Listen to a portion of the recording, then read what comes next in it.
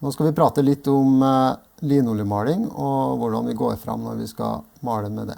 Det er jo sånn at han vil jo ønske jo at linoljemaling skal brukes i sentrum på Røros uansett. For det er jo det som er av gammelt av også. Nå har jo linoljemaling fått et dårlig rykte på Røros, men det er veldig ufortjent, for det er faktisk den beste malingen som eksisterer. Så vi går gjerne for linoljemaling uansett hva som er under, men det er en del ting som må tas hensyn til. Når vi påfører grunninger, så er det veldig, veldig viktig å ha ekstremt tynne lag, og det skal gnues inn i treverket sånn at det trekker inn.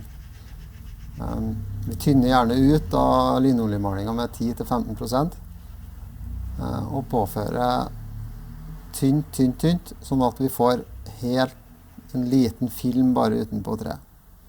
Så etter et par dager, når det har stått en stund, så vil det nesten være borte.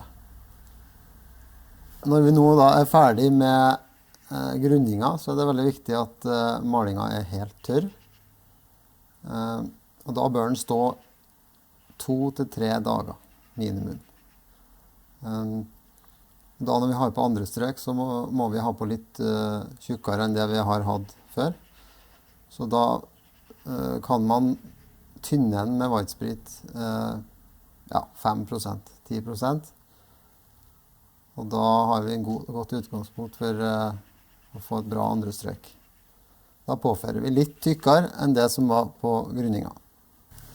Ferdig med andre strøk. Det har stått i 2–3 dager, så går vi over til toppstrøket. Og det er jo det som er finishen vår, så da skal vi få et veldig godt resultat. Da er det viktig at vi har på det som et vanlig malingsstrøk, med en ganske normal tykkelse på filmen. Da får vi en sånn god, fin glans i malinga når den er påført. Det kan være lurt å søke hjelp da, hvis man har lyst til å gjøre det selv da. Så kan jeg jo gi tips og råd om det.